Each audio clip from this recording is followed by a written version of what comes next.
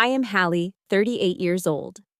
At the Pentagon, I authorize national-level cyber strikes.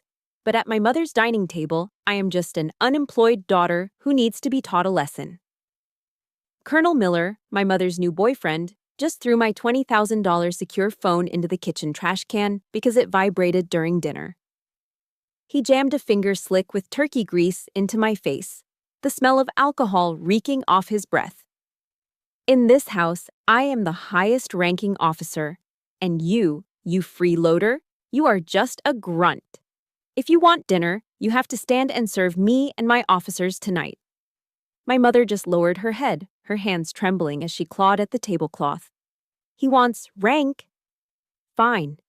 He has no idea that in the trunk of my beat-up car is a set of dress whites with the silver star of a rear admiral. Tonight, he is going to get the most painful lesson in hierarchy of his life. If you have ever been lectured by someone inferior to you just because they are louder, leave a comment. Hit subscribe now because this turnaround is for your silence. The air in the dining room was thick, suffocatingly hot, and smelled of stale grease and aggressive masculinity. We were 20 minutes into dinner, and Colonel Richard Miller, Army, retired, logistics, had not stopped talking about himself for 19 of them. You see, logistics is the backbone of the warfighter, Miller declaimed, swirling his glass. He was drinking Evan Williams, but holding the glass like it was Pappy Van Winkle. Back in Germany, in 1990, I managed a fleet of supply trucks that would make your head spin, Hallie. 500 units. Precision. Discipline. That's what's missing from your generation. I sliced into the pot roast on my plate. It was dry. Mom always overcooked the beef when she was nervous, and around Miller, she was perpetually terrified. I took a small bite, chewing mechanically. My face was a mask of polite disinterest, but inside my head, I wasn't in Norfolk. I was running a mental simulation of a polymorphic malware strain we'd detected pinging our servers from a basement in Eastern Europe 3 hours ago. I needed to be monitoring the containment protocols. I needed to know if the firewall held. Are you even listening to me, girl? Miller's voice boomed, snapping me back to the beige reality of the dining room. Yes, Richard, I said, keeping my voice flat.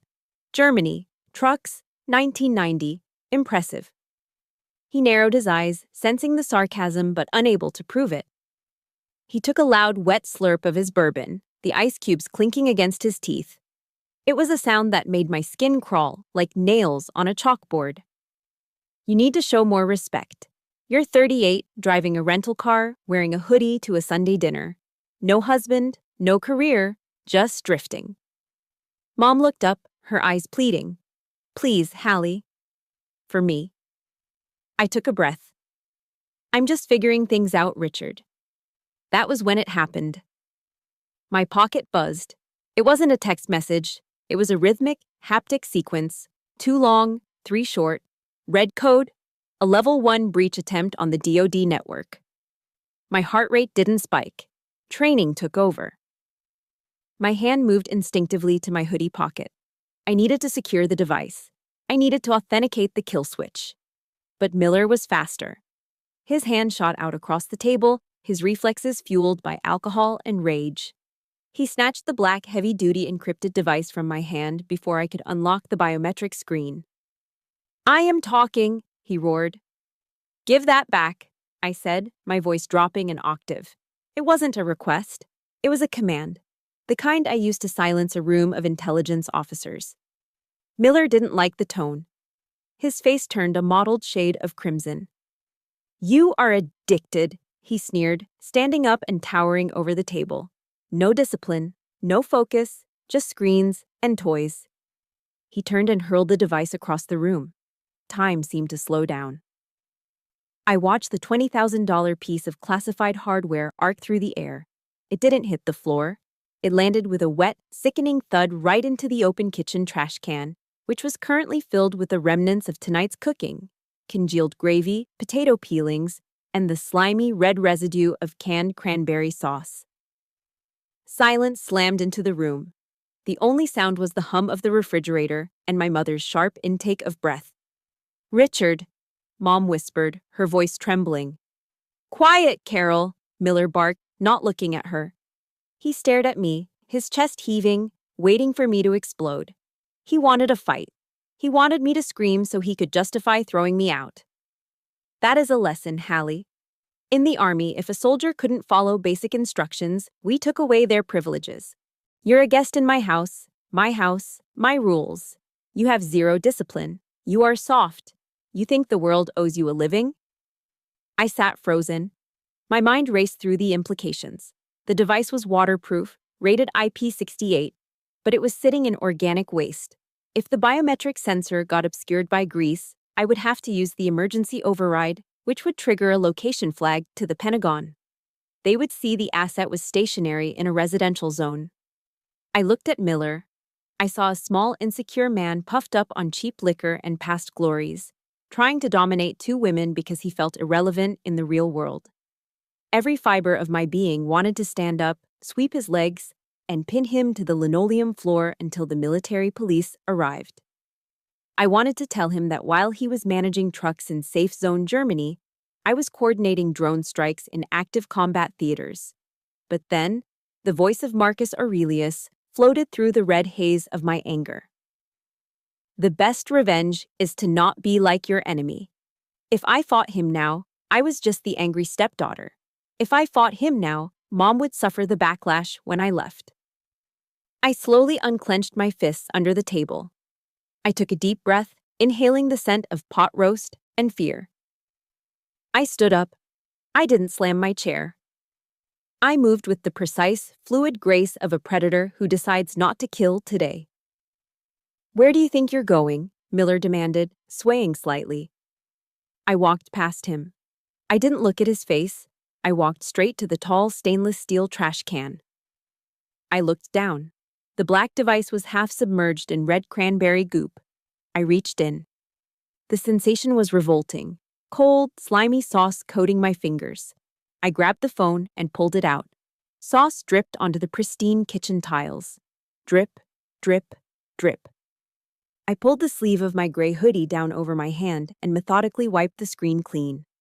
I checked the status light, still blinking. Good. I turned to face them. Mom was crying silently now, tears tracking through her foundation. Miller looked confused, his mouth slightly open, waiting for the tantrum that never came. I looked him dead in the eye. My expression was vacant, stripped of all emotion. "You're right, Colonel," I said softly, my voice cutting through the tension like a scalpel. "Discipline is paramount." I turned on my heel and walked toward the back door leading to the garage. "I'm not done speaking to you," Miller shouted at my back. "I need to clean this off properly," I said, opening the door to the cold night air. "And I need to check the oil in my car. It's leaking." I stepped out into the dark garage and closed the door gently behind me, shutting out the sound of his voice. My hands weren't shaking. They were steady. I looked down at the phone. The screen flashed, awaiting biometric authentication. "Ghost actual to command," I whispered into the night air. "Situation unstable. Holding position." Miller thought he had won. He thought he had broken the rebellious teenager. He had no idea he had just declared war on a sovereign power. And I was about to bring the full force of the United States Navy down on his dinner party. The garage was freezing, a sharp contrast to the suffocating heat of the dining room. It smelled of gasoline, old cardboard, and the faint, briny scent of the Elizabeth River that permeated everything in Norfolk. I sat in the driver's seat of my rental, a nondescript gray Ford Taurus, with the engine off and the doors locked. The interior dome light cast a harsh, yellow glow on my hands as I finished sanitizing the phone with an alcohol wipe I kept in the glove box. The cranberry sauce was stubborn, sticky in the charging port, but I finally got it clean. I pressed my thumb against the screen. The biometric sensor read my print and the device unlocked, flooding the small cabin with the blue light of the secure interface. "Ghost actual," I murmured, my voice steady. "Situation contained. False alarm. Hardware integrity confirmed. No extraction required." I waited for the acknowledgement from the automated system at the Pentagon. A single green checkmark appeared. I let out a breath I didn't know I was holding. If I had let that phone stay in the trash, or if Miller had damaged the containment seal, the GPS beacon would have gone active. Within 20 minutes, a black SUV carrying a tactical team from the nearby naval station would have kicked down my mother's front door to recover a classified asset. Miller would have been on the floor in zip ties, which would have been satisfying, but my cover would be blown. To the world and to my mother, I had to remain Hallie the failure, Hallie the drifter. Because Hallie the Rear Admiral, Director of Cyber Warfare Operations, was a ghost. My rank and my work made me a target for foreign intelligence. Anonymity was my armor, and right now, that armor was suffocating me. I shut the laptop, hid the phone under the spare tire in the trunk, and walked back into the house. The kitchen was empty. The trash can still smelled of wasted food. I could hear the drone of the television from the living room, Miller watching reruns of old war movies, no doubt, and the soft sound of running water from the upstairs bathroom. I climbed the stairs to my old bedroom. It hadn't changed much since I left for the Naval Academy 20 years ago. The same faded blue wallpaper, the same scratch on the floor where I used to drag my desk. But now, it felt less like a sanctuary and more like a storage unit for Miller's ego. Stacked in the corner were boxes labeled Richard's Trophies and Field Gear. His presence was slowly pushing me out of the only space I had left. I sat on the edge of the twin bed, staring at my hands.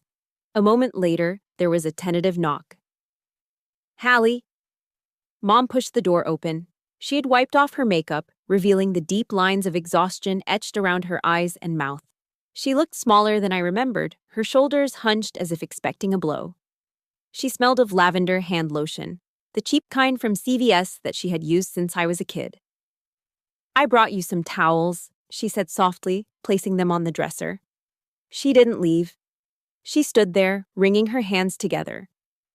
"I'm sorry about dinner, honey. Richard, he's just passionate. He has high standards."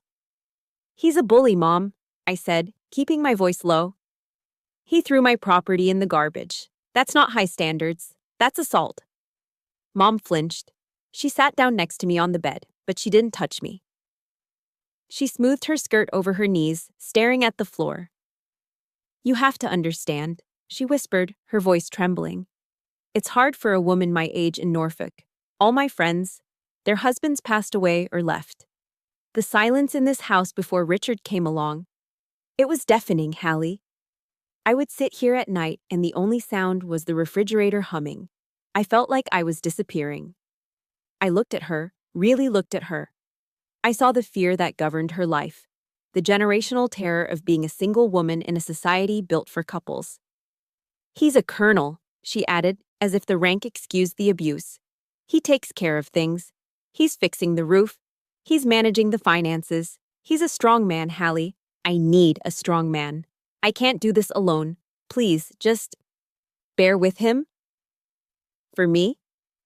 "I'm not going to let him treat you like a servant," I said. "It's just his way," she pleaded, tears welling up. "He's under a lot of stress. Retirement is hard for men of his stature." She patted my hand, stood up, and left the room, closing the door softly. I sat there for a long time, the anger simmering in my gut. Men of his stature.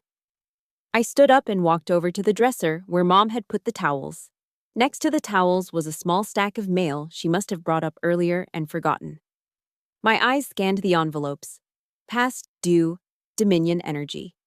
Final notice, Home Depot Credit Services, Virginia ABC Stores, Loyalty Rewards. I frowned. I picked up the Home Depot statement. It was addressed to Carol Campos, my mother. I opened it.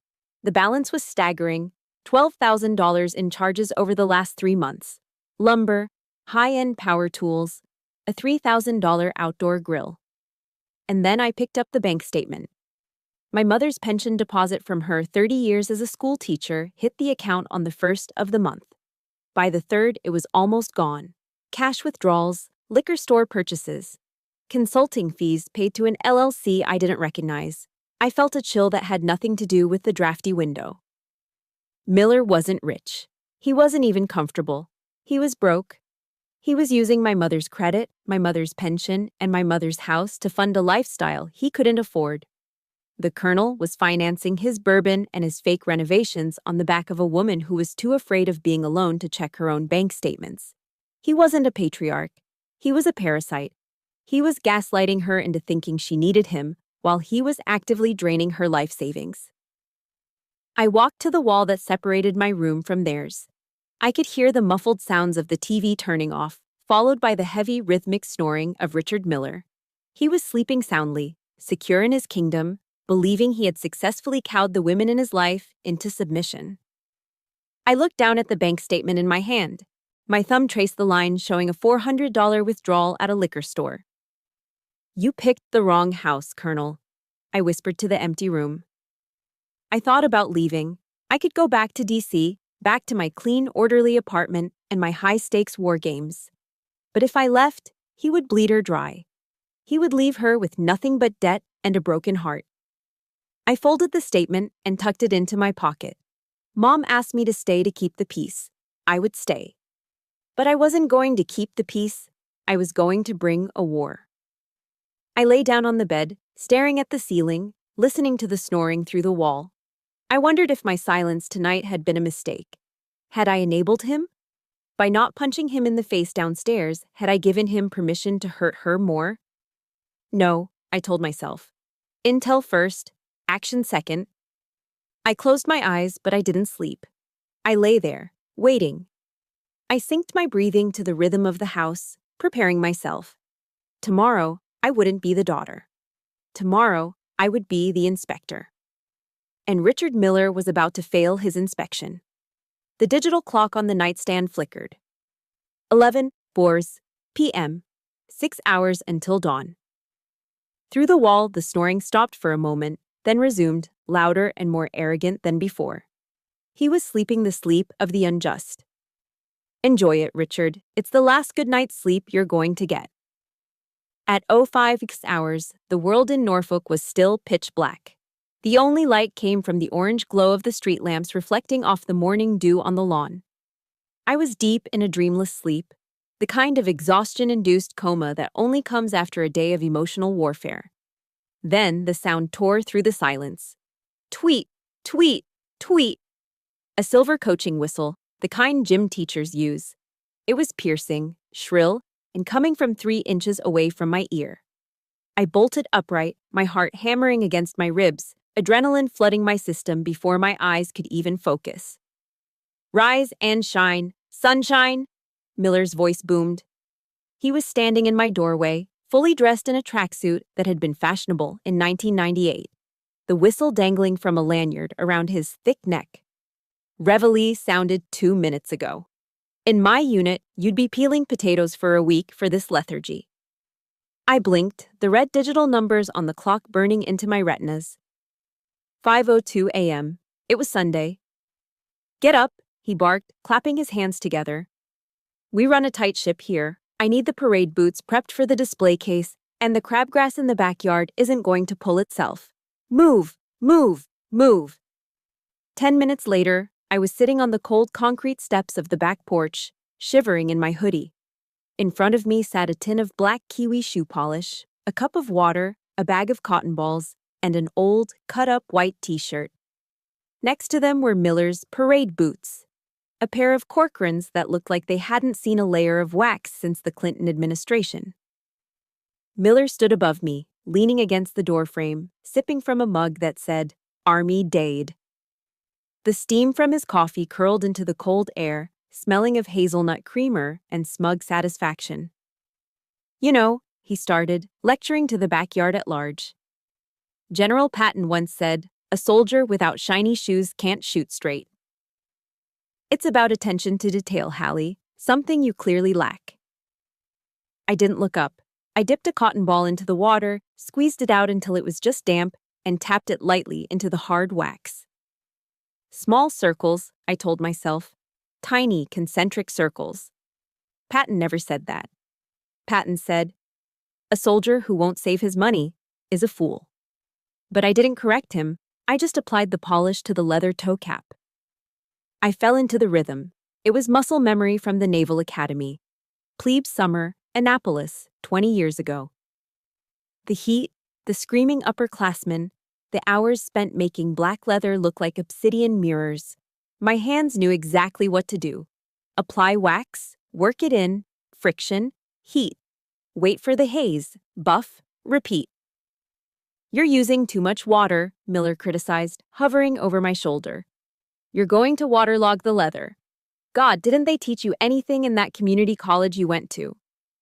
I wasn't using too much water. I was executing a perfect bull polish. I kept my head down, my jaw set so tight my teeth ached. The leather began to transform.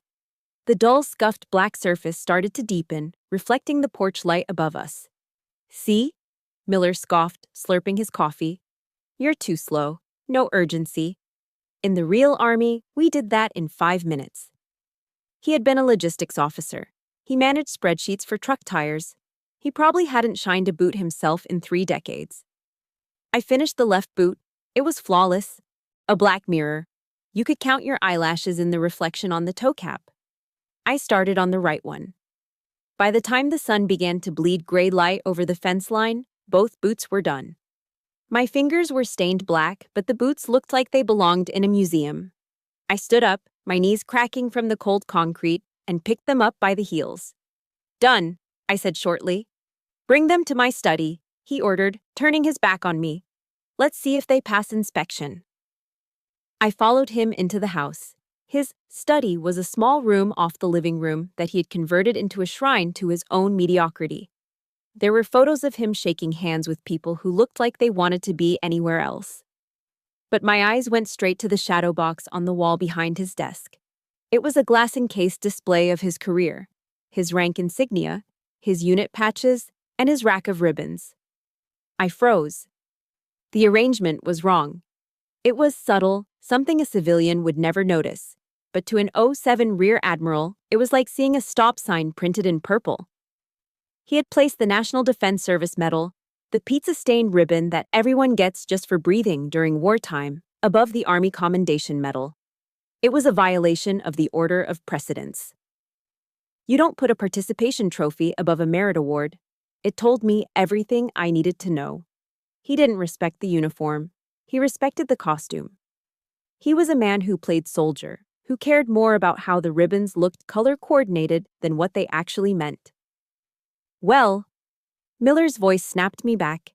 He was sitting in his leather chair, pointing at the desk. "Put them down." I placed the boots on the blotter. They were perfect. The black leather gleamed, capturing the reflection of the ceiling fan above. Miller leaned forward. He squinted. He picked up the left boot and turned it over in his hands. He ran his thumb aggressively across the toe cap, leaving a greasy smudge on the mirror finish I had just spent an hour creating. He frowned. He couldn't find a scratch. He couldn't find a pit. He couldn't find a swirl mark. The silence stretched. His face grew redder. He hated it. He hated that I was competent. He hated that the failure had produced perfection. He stood up, holding the boot. He walked around the desk to where I stood. He looked me up and down, then looked at the boot again. Suddenly, he dropped the boot onto the carpeted floor. Not placed it, dropped it. Then, he took his slippered foot and nudged it, hard, knocking it over so the pristine toe cap scuffed against the wooden leg of the desk. "Sloppy," he sneered. "I can see swirl marks from here, and you missed the welt along the sole. This is amateur hour, Hallie, typical. You do just enough to get by, never enough to excel." He sat back down and picked up his newspaper, dismissing me. "Take them back outside, strip them down, start over, and don't come back in until I can see my face in them." I looked at the boot lying on its side. I looked at the smudge his thumb had made. I wanted to scream. I wanted to tell him that I had inspected sailors on the flight deck of an aircraft carrier who had more discipline in their pinky finger than he had in his entire body. I wanted to rip that shadow box off the wall and shove his order of precedence error down his throat. If you have ever had a boss, a parent, or a partner who purposely sabotaged your hard work just to make you feel small, I need you to hit that like button right now. Leave a comment saying, "I see you," so I know I'm not alone in this. I didn't scream. I didn't correct his ribbon rack. "Yes, Colonel," I said. My voice was devoid of life. I bent down, picked up the boots, and walked out of the room. I walked back to the kitchen, but I didn't go outside. I stopped by the back door. My hands were trembling, not from cold, but from the effort of not breaking his neck. I looked down at my own shoes, cheap, muddy running sneakers. Then I looked at the mirror-shined combat boots in my hand. He doesn't know, I thought. He doesn't know he's poking a tiger. Just then, my pocket vibrated. It wasn't the rhythmic red code buzz from last night. It was a standard text vibration. I set the boots down and pulled out my personal burner phone. The screen lit up with a message from an unknown number. Waffle House on East Little Creek. 20 mics. Come alone. Bring an appetite. I stared at the screen. Only one person in Norfolk used the term mics for minutes and ate at Waffle House on a Sunday morning. I looked back at Miller's study door. He wanted me outside stripping wax? Fine, I'd be outside, just not in his backyard. I grabbed my keys. The Colonel could wait. The tiger was hungry. The neon yellow sign of the Waffle House on East Little Creek Road buzzed with a low electric hum, a beacon of grease and sanctuary in the gray morning light of Norfolk. I parked the rental car between a lifted Ford F-150 and a muddy Jeep Wrangler, taking a moment to breathe. The air here didn't smell like Miller's cheap cologne or my mother's fear. It smelled of bacon grease, strong coffee, and exhaust fumes. It smelled like freedom. I pulled my hoodie down tight and walked inside. The diner was already at capacity. The sound was a chaotic symphony specific to the American South. The clatter of heavy ceramic plates hitting formica tables, the hiss of hash browns hitting the hot flat-top grill, and the waitress yelling orders in shorthand code to the cook line. Order up, all-star, scrambled soft, scattered, smothered, and covered. I scanned the room. In the far corner booth, facing the door, always facing the door, sat Grandpa Frank. At 80 years old, Frank looked like he was carved out of granite that had weathered a few storms. He wore a faded blue ball cap with gold lettering, USN retired. He was a former Master Chief Petty Officer, an E9. In the Navy, admirals might command the fleets, but Master Chiefs run them. He sat with perfect posture, nursing a black coffee, his eyes tracking every person who entered or exited the restaurant. I slid into the booth opposite him. The vinyl seat was cracked and taped over with silver duct tape, pinching my thigh. "You look like hell, kid," Frank said, his voice a gravelly rumble. He didn't smile, but the crinkles around his eyes deepened. That was his version of a hug. "Good morning to you too, Grandpa," I said, signaling the waitress for a coffee. Miller had me up at 500 polishing his boots. He quoted Patton, incorrectly. Frank snorted, shaking his head. Richard Miller wouldn't know George Patton from a hole in the ground. The man was a supply clerk. I checked his record. The waitress dropped a mug in front of me and poured steaming coffee without stopping her gum-chewing rhythm. "What can I get you, hun?" "All-star special," I said. "Waffle, eggs over easy, bacon, hash browns scattered." "You got it." We ate in a comfortable silence for a while. It was the silence of two people who didn't need to fill the air with noise just to prove they existed. I shoveled eggs into my mouth, realizing how hungry I was. The emotional labor of not snapping Miller's neck was burning more calories than a marathon. "Pass the syrup," Frank said, gesturing to the bottle near my elbow. I reached across the table. As I stretched my arm, the hem of my gray hoodie rode up just a few inches. It was a careless movement, one born of fatigue.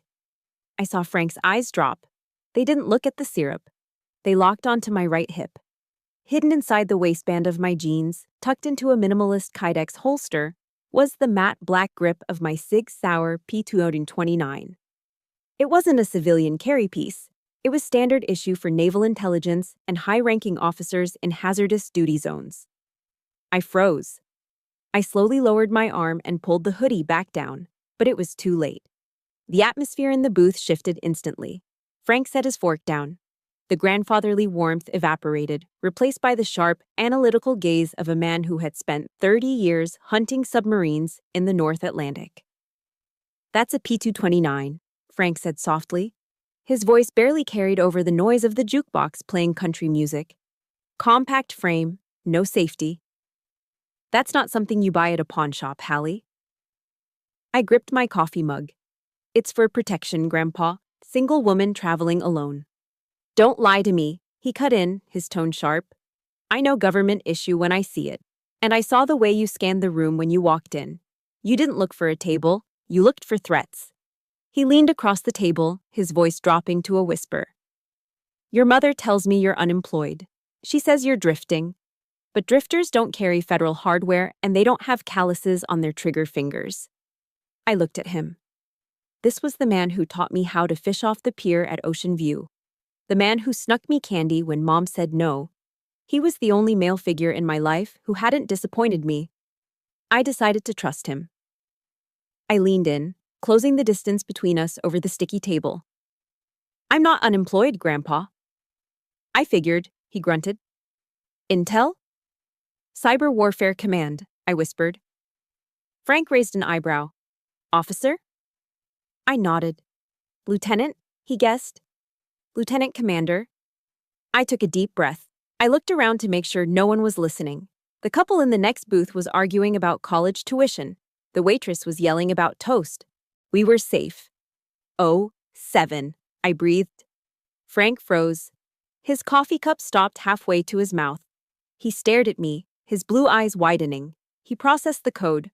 07, Rear Admiral, lower half. In the rigid hierarchy of the United States Navy, a Master Chief, an E9, is a god to the enlisted men. But an 07 is a star in the sky. It meant I outranked every single person on the naval base down the road. It meant I outranked Miller by a margin so wide it was comical. Admiral, Frank whispered, the word feeling strange on his tongue. Yes, Master Chief, I smiled faintly. Slowly, a look of absolute, unadulterated pride washed over his weathered face. It started at his chin, which trembled slightly, and moved up to his eyes, which suddenly grew wet. He looked at me, not just as his granddaughter, but as a superior officer who had climbed the mountain he had spent his life guarding. He started to straighten up, his instinct to stand at attention kicking in. Don't, I hissed, putting my hand on his forearm. Sit down, Grandpa. Please, I'm deep undercover here. To Mom. To Miller. I have to be the failure. Frank relaxed, but his demeanor changed. He looked at me with a profound new respect. He sat taller. Oh, 7, he muttered to himself, shaking his head and chuckling. Holy hell! My granddaughter is a flag officer, and that idiot Miller, that pompous colonel, he has you scrubbing his floors. He thinks I'm undisciplined, I said, stabbing a piece of bacon. He's a fool, Frank spat. He's an 06 who never saw combat, barking orders at an admiral. If he knew, God, if he knew, he'd have a stroke right here in the syrup. He can't know, I said seriously. Not yet. I need to get Mom out. I need to expose him for the fraud he is, but I can't blow my cover until I have the leverage to crush him completely. Frank nodded slowly. The old Master Chief was back, strategizing. He reached out and covered my hand with his own. His palm was rough, like sandpaper, but warm. You know your Bible, Hallie? He asked. Some of it. Proverbs 17:28, Frank quoted from memory, his voice steady and low. Even a fool who keeps silent is considered wise. When he closes his lips, he is deemed intelligent. He squeezed my hand. You're doing the right thing, Admiral. Let him talk. Let him brag. Let him dig his hole.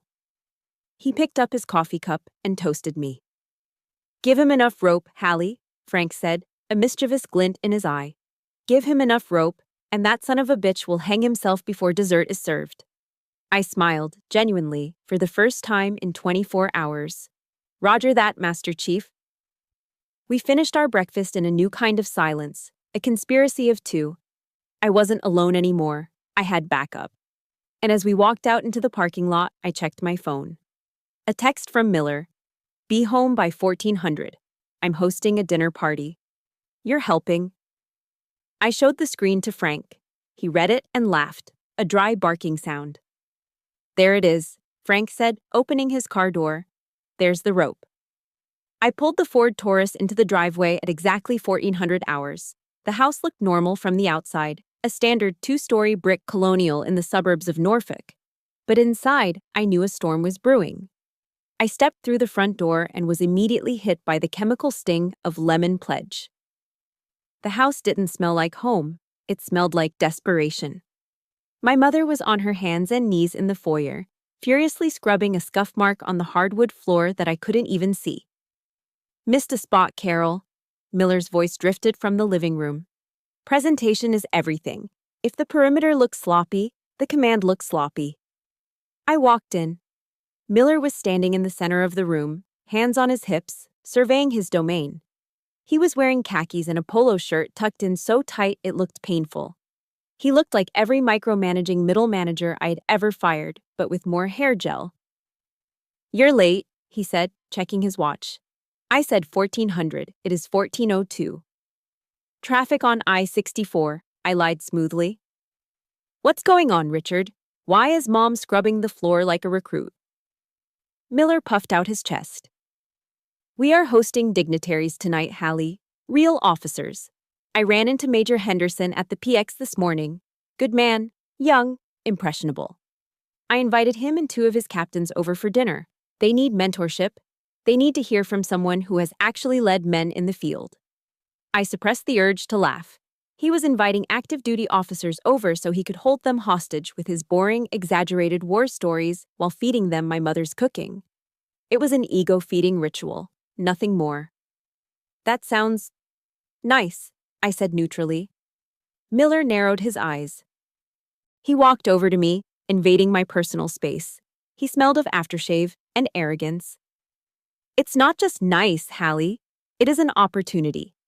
An opportunity for you to see what success looks like. Because looking at you..." He gestured vaguely at my hoodie and jeans.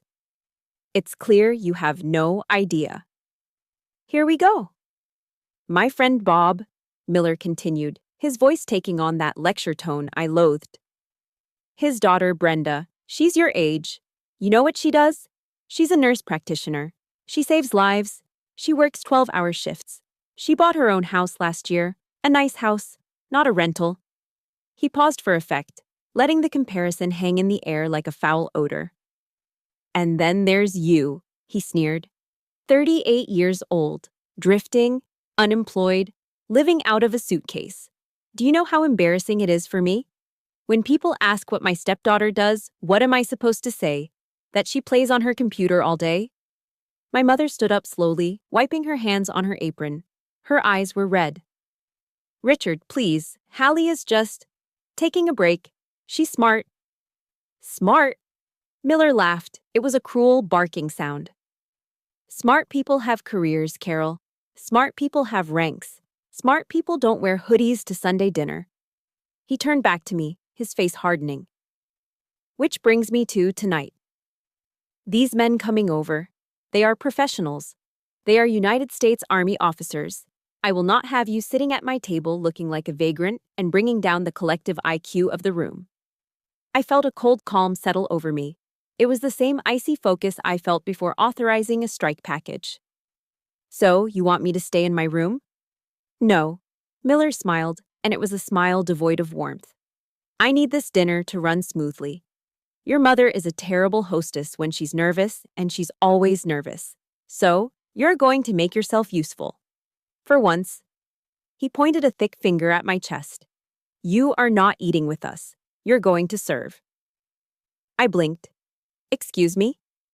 "You heard me," Miller said, enjoying this. "I want you in black slacks and a white button-down shirt. If you don't have them, go buy them with whatever allowance your mother slips you. You will pour the wine. You will clear the plates. You will keep the water glasses full. And most importantly..." He leaned in closer, his voice dropping to a menacing hiss. "You will not speak. Especially not about military matters. I don't need you piping up with some ignorant comment you read on a blog and embarrassing me in front of my subordinates. You are the help tonight, Hallie. Do you understand? You are invisible." My mother let out a small, strangled sob. "Richard, you can't ask her to do that. She's your daughter. She's family." "She is a freeloader." Miller roared, spinning on her. And in this house, freeloaders work for their keep. If she wants a roof over her head tonight, she earns it. Unless she's too good for honest work. Is that it, Hallie? Are you too good to serve those who serve their country? I looked at him. I looked at the man who had drained my mother's pension, who had belittled her existence, and who was now trying to strip away the last shred of my dignity by turning me into a waitress in my own childhood home. He wanted a servant. He wanted someone in black and white to stand in the background and cater to his whims. A thought crystallized in my mind. It was sharp, dangerous, and perfect. Black and white. He wanted me in a white shirt and black trousers. He wanted a uniform. Well, I had a uniform. I looked at Miller. I didn't blink. I didn't cry. I let a slow, terrifyingly calm smile spread across my face. "You're right, Colonel," I said softly. Miller looked surprised. He had expected a fight. He had expected tears. "I haven't been contributing enough," I continued, my voice steady. "You want me to serve? I'll serve. I'll make sure tonight is a dinner those officers will never forget." "Good," Miller grunted, though he looked slightly suspicious of my sudden compliance. "Black and white, hair back, no jewelry, and silence." "Understood," I said. "Silence is golden." I turned to my mother. "It's okay, Mom. Don't worry. I just need to run out for a bit. I need to go pick up my uniform." "Make it quick," Miller snapped, turning back to inspect a dust mote on the television stand. "They arrive at 1800. If you aren't standing at attention with a bottle of wine in your hand when the doorbell rings, don't bother coming back." "Oh, I'll be here," I promised. I walked out the front door, my car keys jingling in my hand. Miller thought he had broken me. He thought he had reduced me to the help. He thought he was the apex predator in this ecosystem because he shouted the loudest. He had absolutely no idea that he had just ordered a rear admiral to put on her dress whites. I got into my car and backed out of the driveway. I wasn't going to the mall to buy a waiter's outfit. I was going to the nearest Flying J truck stop to use the showers and change into the garment bag currently resting in my trunk. He wanted rank. I'd bring him rank. He wanted a uniform. I'd bring him the finest uniform in the United States Navy. He wanted silence. By the time I was done with him tonight, the silence in that dining room would be deafening.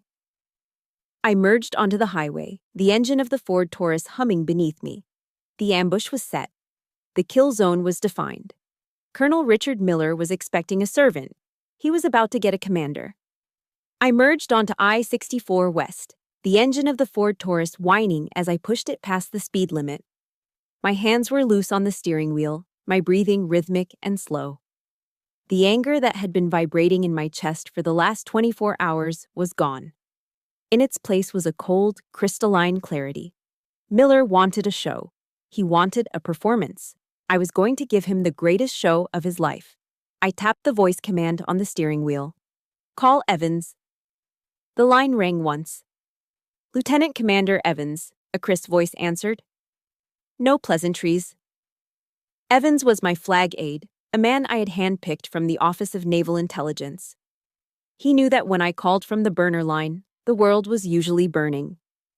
"Evans, this is actual," I said, my voice cutting through the road noise. "Status?"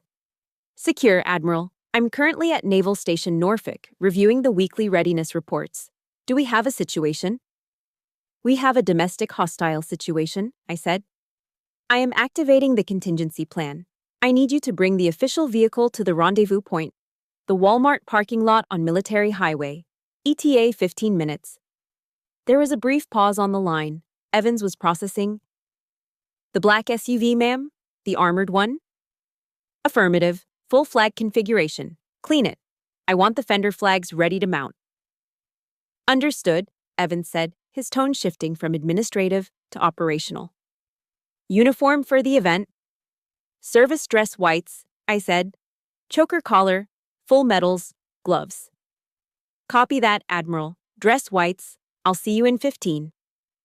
I hung up. I took the next exit, steering the rental car toward the Flying J Travel Center. It was a massive truck stop, a sprawling complex of diesel pumps and asphalt that smelled of exhaust and fast food. It wasn't glamorous, but it was anonymous, and right now, anonymity was the final stage of my chrysalis.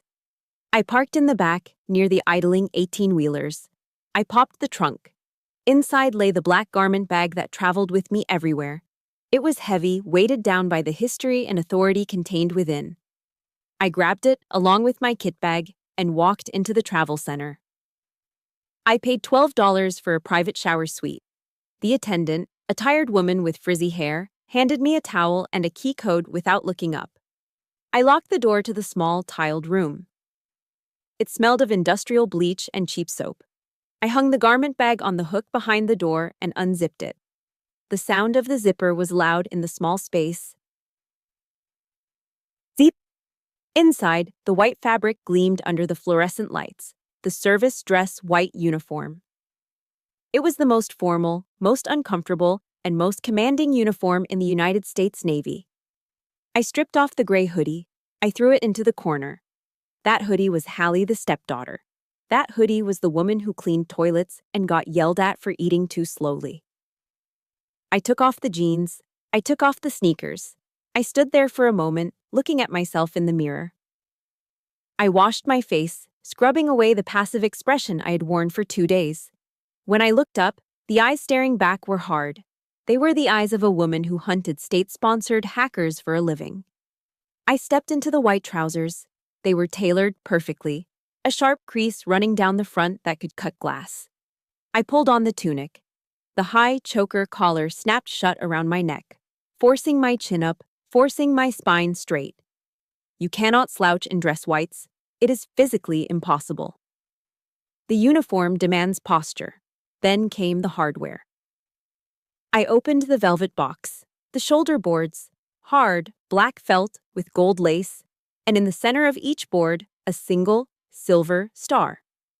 Rear Admiral, lower half. I snapped them onto the shoulders of the tunic. Click, click. Next, the ribbon rack.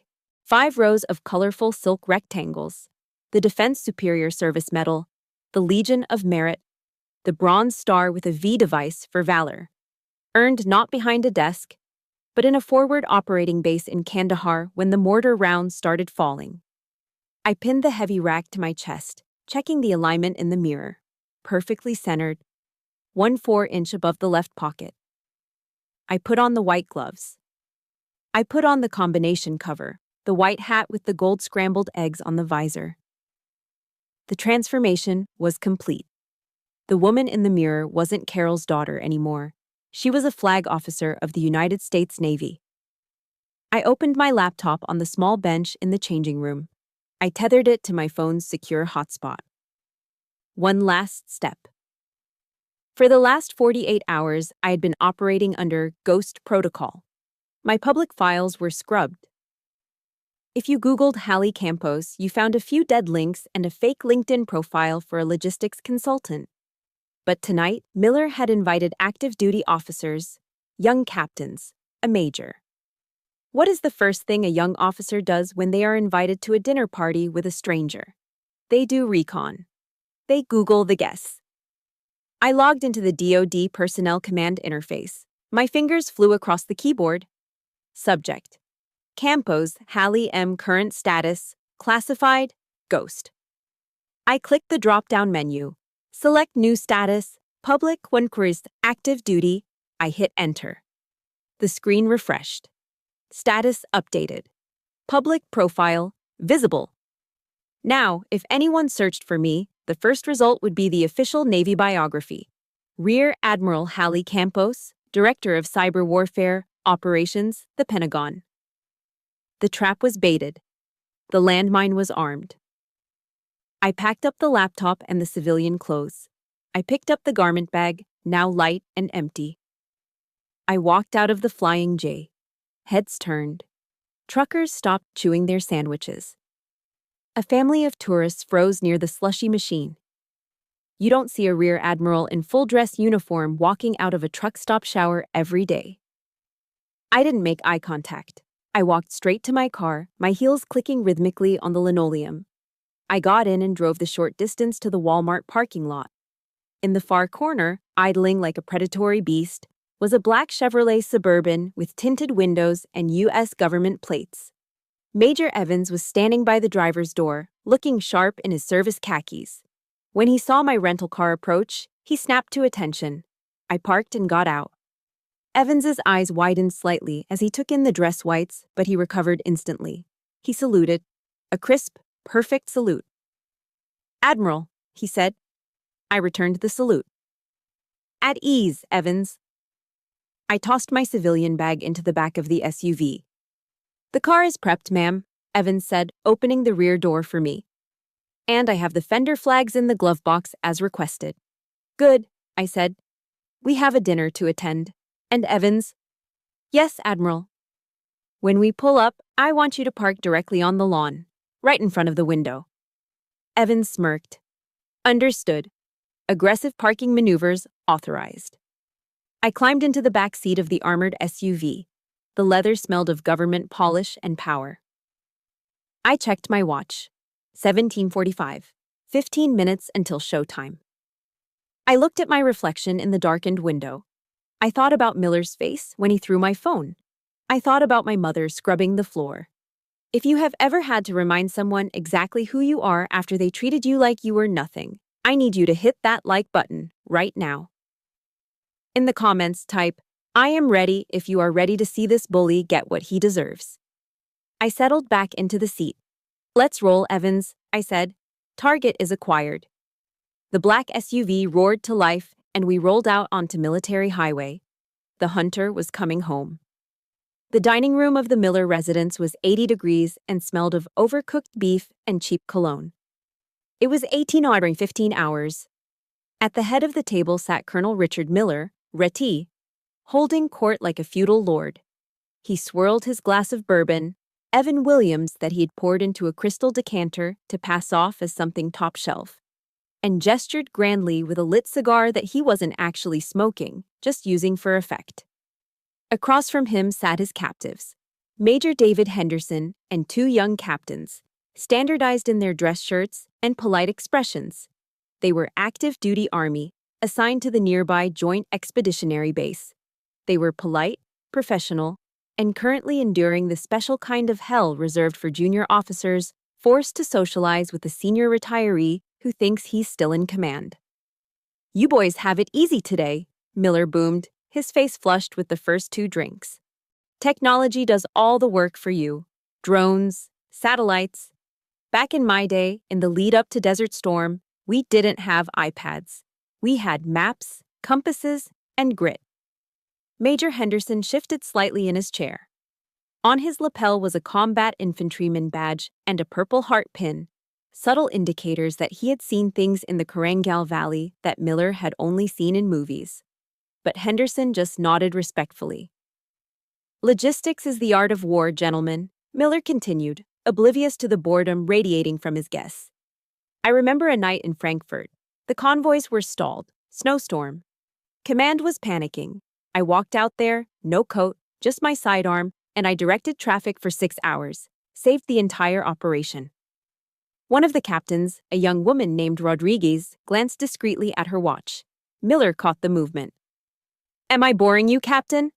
Miller snapped, his joviality vanishing instantly. "No, sir," Rodriguez said quickly, her spine straightening. "Just checking the time, sir. We have an early briefing tomorrow." "Briefings can wait," Miller declared, refilling his own glass. "Wisdom cannot. You listen to those who paved the way." Just then, the swinging door to the kitchen pushed open. Carol Campos entered, carrying a heavy ceramic platter. She looked small and terrified. Her hands, usually steady, were trembling under the weight of the pot roast.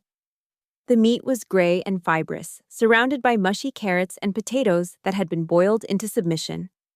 The smell of burnt onions wafted off the plate. "Dinner is served," Carol whispered, placing the platter in the center of the table. Miller stared at the roast. He didn't pick up the carving knife. He looked at the meat, then he looked at Carol, and then he looked at the table setting. The silence stretched, agonizing and long. "Carol," Miller said, his voice deceptively soft. "Yes, Richard." "Where are the linens?" Carol froze. Her eyes darted to the empty spaces next to the forks. Oh my goodness, I left them in the dryer. I was just so worried about the gravy. Miller slammed his hand onto the table. The silverware jumped. The crystal decanter rattled. Unbelievable, Miller hissed, shaking his head as he looked at the officers. You see what I have to deal with? Simple instructions, napkins, forks, food.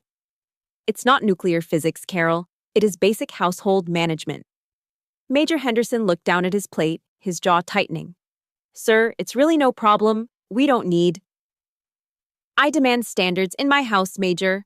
Miller cut him off, pointing a finger at Carol. Go get the napkins, and try not to burn the house down on your way back. God, the women in this house are useless. Carol flinched as if she had been struck. She mumbled an apology and hurried back into the kitchen, wiping a tear from her cheek. The air in the room was now so thick with tension it was hard to breathe. The captains looked at their shoes. They were warriors, trained to fight insurgents, but they were helpless against a domestic bully protected by the rank of a retired colonel. Miller picked up the carving knife and sawed into the roast. It was dry. Flakes of meat crumbled off the bone. Dry, Miller muttered loud enough for everyone to hear. Of course, like eating leather. He slapped a slice of meat onto Henderson's plate. So, Miller said, changing the subject as if he hadn't just verbally assaulted his partner. You asked about the stepdaughter earlier, Hallie. Henderson cleared his throat, grateful for the pivot. Yes, sir. You mentioned she's staying with you? Miller laughed. It was a wet, hacking sound. Staying? She's leeching. That's what she's doing. He took a large gulp of bourbon. 38 years old, Miller said, leaning in as if sharing a conspiracy.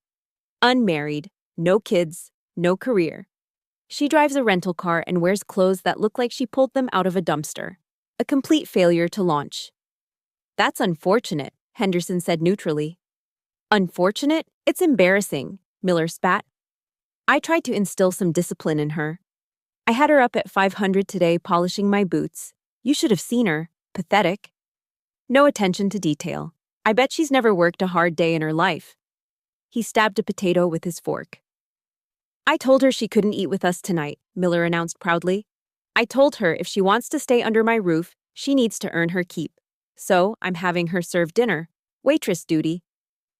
The female captain, Rodriguez, looked up, her eyes widening.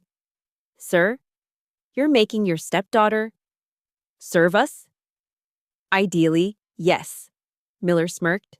She's late, of course. Typical. Probably crying in her car somewhere because I raised my voice. But when she gets here, don't hold back, gentlemen.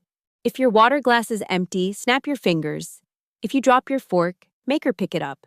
She needs to learn humility. She needs to understand that in the real world, there are leaders and there are servants. And she is a servant. Miller leaned back, satisfied with his monologue. He felt powerful. He felt in control. He had his audience, he had his whiskey, and he had his punching bags. Both his wife and her disappointing daughter. She thinks she's special, Miller muttered, swirling the ice in his glass. She walks around with this attitude, like she knows something I don't. Well, tonight, I'm going to break that attitude. I'm going to show her exactly where she stands in the food chain. Major Henderson opened his mouth to say something, perhaps to politely excuse himself from this nightmare. But he was interrupted. Ding dong. The doorbell chimed. It was a crisp, clear sound that cut through the humid tension of the room. Miller checked his watch. 18:05. A slow, malicious smile spread across his face. Speak of the devil, Miller said, pushing his chair back. The legs scraped loudly against the hardwood floor. The maid has arrived. He stood up, adjusting his belt. He looked at the officers with a wink. Excuse me, gentlemen. I need to go welcome her. And by welcome, I mean I'm going to tear a strip off her for being 5 minutes late. You might want to cover your ears. I'm going to use my command voice. Miller strode out of the dining room, marching toward the front door with the confidence of a man walking to his coronation. He was ready to shout. He was ready to belittle. He was ready to crush the spirit of the woman standing on his porch. He reached the front door and grabbed the handle. He yanked it open, his mouth already forming the first word of his insult. You! but the word died in his throat. Because the person standing on the porch wasn't wearing a hoodie. And they certainly weren't a servant. The heavy oak door swung open with violent force. Colonel Richard Miller stood in the doorway, his face a mask of performative outrage, his mouth already open to deliver the blistering lecture he had rehearsed in his head. "You are an absolute disgrace." The word died in his throat. It didn't taper off. It was severed, cut short as if the air had been sucked out of his lungs. Miller blinked. He blinked again. His brain, sodden with cheap bourbon and arrogance, tried to process the image in front of him, but the data didn't match the file. He was expecting a 38-year-old failure in a stained gray hoodie. He was expecting slumped shoulders and averted eyes. Instead, he was looking at a wall of blinding, pristine white. Standing on the porch, bathed in the sharp glow of the halogen security light, was Hallie. But it wasn't his Hallie. She stood 6 inches taller than usual, her spine steel straight. She was wearing the United States Navy service dress white uniform. The high choker collar was fastened tight around her neck, forcing her chin up in a posture of regal defiance. The fabric was immaculate, tailored to a terrifying precision that no costume shop could replicate. On her head sat the white combination cover, the black visor gleaming. And on that visor, Miller's eyes darted to the gold oak leaf embroidery. Scrambled eggs. That wasn't for junior officers. That was for senior command. His eyes dropped to her shoulders. Hard black shoulder boards, gold lace, and in the center of each board, catching the light like a supernova, sat a single silver star. Rear Admiral. Miller took a stumbling step back, his hand slipping off the doorknob. What is? He stammered, his voice trembling. Behind Hallie, parked aggressively on the front lawn with 2 wheels crushing his beloved azaleas, was a massive black Chevrolet Suburban. The engine was idling with a low, predatory rumble. The windows were tinted impenetrable black, and on the front bumper, a flagstaff holder displayed a blue flag with a white star. Lieutenant Commander Evans stood by the rear door of the SUV. He was in his service khakis, looking sharp enough to cut skin. He saw Miller staring, and he didn't smile. He snapped a crisp salute to Hallie's back, then assumed the position of parade rest, watching Miller with the cold, bored expression of a man who guards nuclear secrets for a living. "You're late, Colonel," Hallie said. Her voice was unrecognizable. It wasn't the soft mumble of the stepdaughter. It was the projected, resonant command of a flag officer. She stepped forward. Miller instinctively retreated into the foyer, his legs feeling like jelly. He couldn't understand it. It had to be a joke, a prank. But the medals. His eyes locked onto her ribbon rack. 5 rows. The Defense Superior Service Medal. The Legion of Merit. Ribbons that took a career to earn. They were perfectly aligned, exactly 1/4 inch above her left pocket. Hallie crossed the threshold. The sound of her Corfam shoes on the hardwood floor was sharp and rhythmic. Click, click, click. She walked past Miller as if he were a piece of furniture. She didn't look at him. She looked straight ahead, toward the dining room where the guests were waiting. Miller turned, mouth agape, watching this stranger invade his home. In the dining room, Major Henderson was facing the entryway.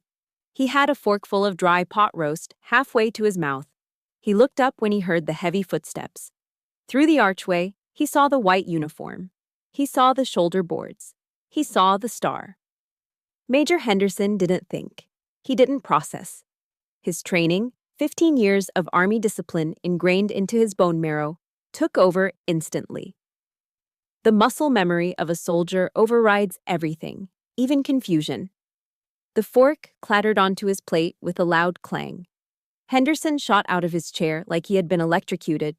His chair tipped over backward, crashing loudly onto the floor, but he didn't flinch. He stood ramrod straight, chest out, chin in, eyes locked forward. "Room! Attention!" Henderson bellowed.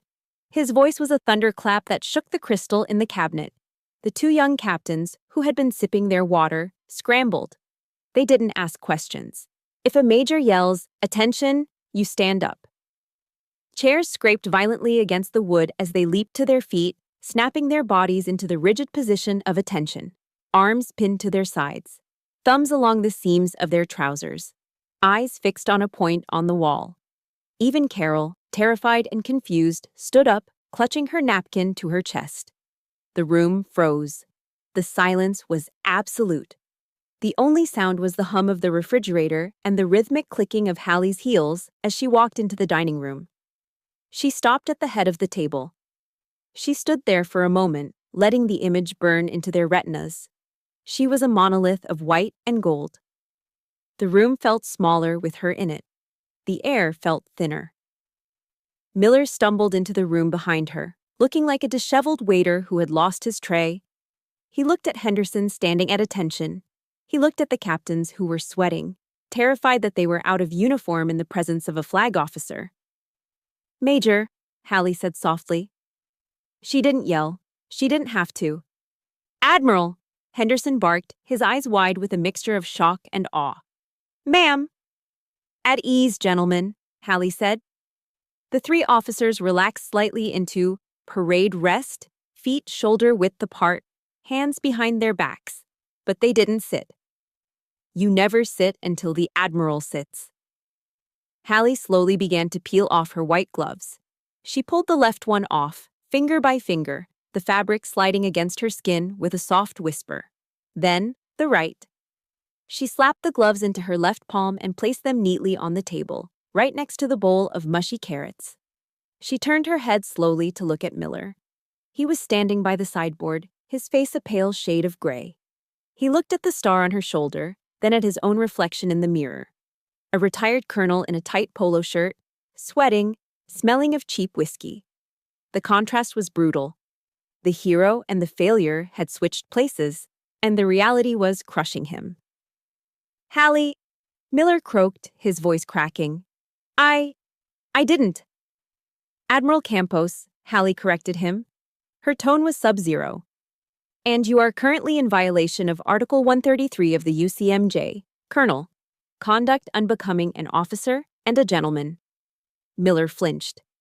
"You invited these officers here for a lesson in leadership," Hallie continued, walking slowly around the table. She ran a finger along the edge of the dining chair, the one she wasn't allowed to sit in. "You told them I was a servant. You told them I was a failure. You told them I needed to be taught humility." She stopped in front of Major Henderson. "Major, has Colonel Miller been instructing you on his logistics triumphs in Germany?" "Yes, Admiral," Henderson said, staring straight ahead. "Did he mention that his command was a supply depot that failed 3 consecutive inspections in 1991? Henderson's eyes flickered. "No, ma'am." Hallie turned back to Miller. He was shrinking. He was physically shrinking against the wall. The legend he had built, the brave colonel, the war hero, the patriarch, was dissolving like sugar in hot water. "I apologize for being late," Hallie said, addressing the room but keeping her eyes locked on Miller. "Colonel Miller told me he needed someone to serve dinner. He wanted black and white. He wanted silence." She stepped closer to Miller. He smelled of fear now. "I decided to wear my own black and white," she whispered, gesturing to her uniform. "And as for silence, I think you've done enough talking, Richard." She reached into her pocket and pulled out the Home Depot credit card statement she had taken from her mother's room. She dropped it onto the table next to her gloves. "This dinner is over," Hallie declared. "Major Henderson, you and your officers are dismissed. You have my gratitude for your patience with this charade." "Thank you, Admiral," Henderson shouted. "Let's go, captains." The 3 officers grabbed their covers and practically ran out the front door, desperate to escape the blast radius. The front door slammed shut. Now it was just Hallie, her mother, and the man who had called her a failure. Hallie looked at Miller, who was trembling, clutching the back of a chair for support. The arrogant bully was gone. In his place was a sad, broken old man who had just realized that the servant he tried to crush was the one holding the hammer. Hallie turned to her mother. "Pack a bag, Mom," she said gently. "We're leaving. And we're taking the Admiral's car." The front door clicked shut, sealing the 3 of us inside a silence that felt heavy enough to crush bone. The sound of the officers' cars peeling out of the driveway faded into the distance, leaving only the hum of the refrigerator and the shallow, ragged breathing of Richard Miller. He was leaning against the sideboard, his knuckles white as he gripped the edge of the mahogany wood. The color had drained from his face, leaving it a sickly, pasty gray. He looked less like a colonel and more like a cornered animal, realizing the cage door had just locked. "Hallie," Miller started, his voice trembling. He tried to force a smile, but it came out as a grimace. "Hallie, honey. Listen. It was a joke. A test. You know, the military method, breaking you down to build you up." I didn't blink. I simply took one step forward. The sound of my heels striking the floor echoed like a gunshot. "Admiral Campos," I corrected him. My voice was low, devoid of any warmth. "And you are currently standing before a superior officer while intoxicated, Colonel.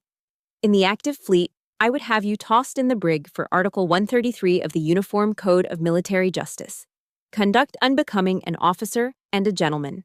Do not insult my intelligence by calling this a test." Miller flinched. The reference to the UCMJ hit him harder than a physical blow. For a man whose entire identity was wrapped up in his past rank, having the military legal code weaponized against him was his ultimate nightmare.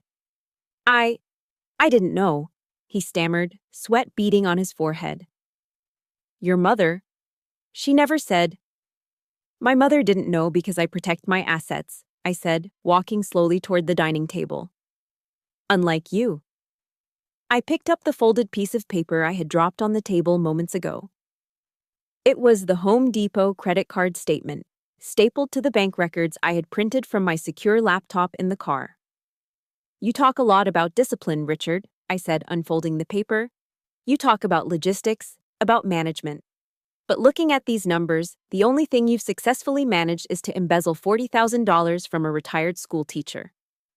My mother, who had been standing frozen near the kitchen door, let out a sharp gasp. "What?" I turned to her. "Mom, come here. Look at this." "Hallie, don't." Miller lunged forward, desperation in his eyes. "That's private. That's household business."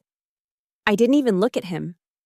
I just raised my hand, palm out, fingers flat, in a universal gesture to halt. The command authority radiating off me was so intense that Miller stopped dead in his tracks, panting. I handed the papers to my mother. "Look at the dates, Mom," I said gently. "The roof repairs that cost $5,000, there was no contractor. The money was withdrawn in cash at a casino in Atlantic City. The consulting fees for his LLC, they go straight into a private account that pays for his liquor and his cigar club membership." Mom's hands shook violently as she held the statement. She squinted at the lines, her reading glasses slipping down her nose. "Home Depot. $3,000, she whispered, reading the line item. "Richard, you said that was for the lumber to fix the porch." Miller licked his lips, his eyes darting around the room, looking for an exit that didn't exist. It was an investment, Carol. Tools, high-grade equipment. I'm building equity in the house." "You bought a big green egg grill and a patio set," I cut in ruthlessly. "I saw them in the shed. They're still in the boxes. You didn't buy them to fix the house. You bought them because you have a shopping addiction and you're using my mother's pension to fund it." I stepped closer to him, invading his personal space. I towered over him in my heels and cover. "You aren't a provider, Colonel," I hissed. "You're a parasite. You found a lonely woman with a steady state pension and a paid-off mortgage, and you moved in to bleed her dry while treating her like a servant in her own home." Miller slumped. The fight went out of him. He looked at the floor, defeated. The great patriarch, the war hero, the disciplinarian. It was all smoke and mirrors. He was just a sad, broke old man with a drinking problem. I can fix it," Miller mumbled, his voice barely audible. "I'll pay it back. I just need time." "You don't have time," I said. "And you don't have a place here anymore." I turned back to my mother. She was staring at Miller, but the fear was gone from her eyes. It had been replaced by a profound, heartbreaking pity. She looked at the man she thought was her protector and saw him for what he really was, a liability. "Mom," I said, softening my tone. My driver is outside. We are going to the Marriott downtown. I've already booked a suite. We're going to order room service. You're going to take a long bath. And tomorrow morning, my legal team will be here to serve him with an eviction notice and a forensic audit demand. Carol looked at me. She looked at the white uniform, the stars, the strength. Then she looked back at Miller, who was leaning against the wall, looking old and small. He's got nowhere to go, Hallie, Mom whispered. That is a logistical problem, I said coldly. And since he's the logistics expert, I'm sure he'll figure it out. Mom took a deep breath. She looked down at herself. She was still wearing the floral apron she had put on to cook the pot roast. The roast Miller had insulted. The roast she had slaved over. Slowly, deliberately, she reached behind her back and untied the knot. The sound of the fabric sliding against her dress was the only sound in the room. She pulled the apron over her head. She folded it once, neatly, out of habit. Then she let it drop. It hit the floor with a soft whump. It lay there between them, a flag of surrender that had turned into a declaration of independence. "Goodbye, Richard," she said. Her voice didn't tremble. It was steady. "Carol, wait!" Miller stepped forward, reaching for her hand. "You can't just leave. Who's going to take care of the house?" She looked at him with a sad smile. "I suspect you'll have plenty of time to figure that out before the eviction notice kicks in." She turned to me. "I'm ready, Admiral." I offered her my arm. She took it. We walked toward the front door. My heels clicked on the hardwood. Her sensible shoes shuffled softly beside me. We didn't look back. I opened the heavy front door. The cool night air rushed in, smelling of freedom and the exhaust of the waiting SUV. Major Evans was standing by the open rear door of the Suburban, his posture perfect. "Evening, ma'am," Evans said to my mother, snapping a salute that was just as crisp as the one he gave me. "Welcome aboard." Mom smiled, a genuine shy smile. She climbed into the leather back seat of the armored vehicle. I paused at the threshold. I turned back one last time. Colonel Richard Miller was standing in the middle of the dining room, surrounded by half-eaten food and empty chairs. The crystal decanter of cheap bourbon sat on the table, mocking him. He looked small. He looked obsolete. He looked like a man who had been given enough rope and had done exactly what Grandpa Frank said he would do. "Clean up the kitchen, Richard," I said. "I hate coming back to a mess." I closed the door. The latch clicked shut with a finality that echoed through the house. I walked down the steps, the silver star on my shoulder catching the moonlight, and got into the car. "Let's go, Evans," I said. Mission accomplished. The black SUV pulled away from the curb, leaving the house, and the man inside it disappearing into the darkness of the rearview mirror. In the military, news travels faster than a supersonic jet. We call it scuttlebutt. And the story of what happened in the dining room of Colonel Richard Miller spread through the base like wildfire. By the next morning, the tale of the pompous retired colonel who tried to make a rear admiral serve him pot roast had become legend at the officers' club. The 3 junior officers who had fled the scene didn't keep quiet. Why would they? They had witnessed a masterclass in karma. Miller became a pariah. The consulting contracts he had been fishing for evaporated overnight. No one wanted to do business with a man who was currently under investigation for financial impropriety and who had humiliated himself so thoroughly in front of active duty command. I heard through Evans that Miller ended up accepting a full permanent retirement to avoid a deeper probe into his finances. He was left alone in that big, echoing house in Norfolk. The last I heard, the lawn was overgrown, the parade boots were gathering dust, and the only company he had was his bottle of Evan Williams. He had wanted to be the king of his castle, and now he was the sole inhabitant of his own ruin. But I didn't spend much time thinking about Richard Miller. I was too busy watching my mother come back to life.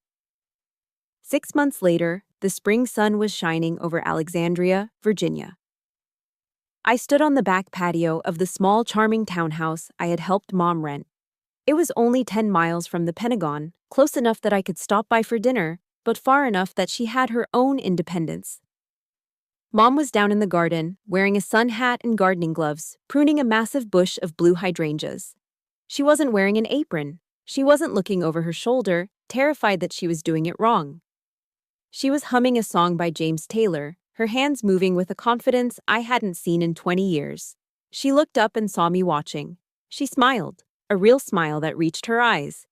"Hallie," she called out, waving a trowel. "The soil here is amazing. Look at these blooms." I walked down the steps. "They look great, Mom." She stood up and wiped her forehead. "You know, for years, Richard told me I had a black thumb. He said I killed everything I touched. He wouldn't let me plant anything in the front yard because he said it would ruin the property value." She looked at the vibrant blue flowers, shaking her head. "I realized something, honey," she said softly. "It wasn't me. It was the environment. You can't bloom when someone is constantly blocking your sun." I hugged her. She smelled of earth and expensive sunscreen, the kind she never used to buy for herself because Miller said it was wasteful. "I'm proud of you, Mom," I whispered. "I'm proud of me too," she said, squeezing my hand. "I joined the local garden club yesterday, and I met a nice man named Arthur. He's a retired librarian. He doesn't yell. He just likes to talk about books." I laughed. A librarian sounds perfect. She was safe. She was happy. She had learned the hardest lesson of all, that being alone is infinitely better than being with someone who makes you feel lonely. But today wasn't just about the garden. Today was the day. 2 hours later, we were at the Washington Navy Yard. The air was crisp, filled with the scent of the Potomac River and the brassy sound of the Navy band playing Ruffles and Flourishes. The white chairs were set up in perfect rows on the manicured grass. Flags snapped in the wind, the stars and stripes, the Navy flag, and my personal flag. It was the change of command ceremony. I stood on the raised platform, wearing my service dress whites. My sword hung at my side. Across from me stood the outgoing Vice Admiral, ready to relinquish authority. But my eyes weren't on the brass. They were scanning the front row. There, sitting next to my mother, was Grandpa Frank. He had refused to wear a suit. "Civvies don't cut it for this, Hallie," he had told me. He was wearing his old dress blue uniform. It was a little tight around the middle, and the fabric was worn, but his gold chevrons and service stripes were polished to a shine. He sat with the rigid posture of a Master Chief Petty Officer, his white hat resting on his knee. As the orders were read, "Rear Admiral Hallie Campos, United States Navy, assumes command." I looked at him. Tears were streaming down his weathered cheeks. He didn't wipe them away. He just nodded at me, a slow, solemn nod of acknowledgement. The E9 saluting the O7. The grandfather saluting the granddaughter who had listened to his advice. Give him enough rope. I had given Miller the rope, and now I was standing here, holding the weight of the fleet on my shoulders. I stepped up to the podium. The microphone hummed. I looked out at the sea of white and khaki uniforms, hundreds of sailors and officers awaiting my orders. I took a breath. I thought about the speech I had written. It was full of strategic goals and cyber warfare doctrine. But in that moment, looking at my mom's radiant face and Grandpa Frank's tears, I decided to go off script for the opening. "Distinguished guests, shipmates, family," I began, my voice echoing across the yard.